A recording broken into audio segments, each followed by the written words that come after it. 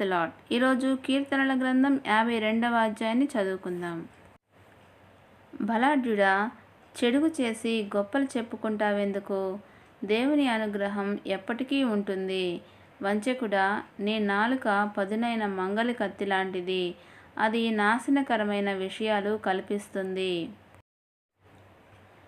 నీకు మంచి కంటే చెడుగు ఎక్కువ ఇష్టం.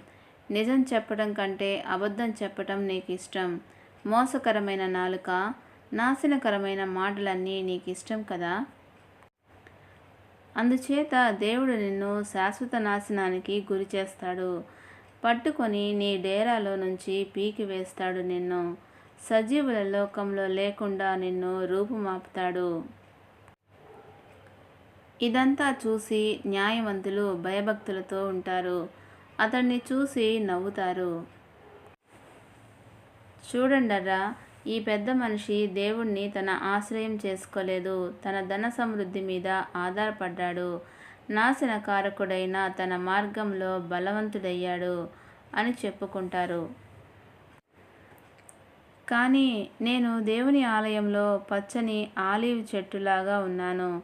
దేవుని కరుణను నేను ఎప్పటికీ నమ్ముకుంటున్నాను. నీవు జరిగించిన దానిని బట్టి నీకు కృతజ్ఞతలు ఎల్లప్పుడూ అర్పిస్తాను. నీ పేరు శ్రేష్టమైనది.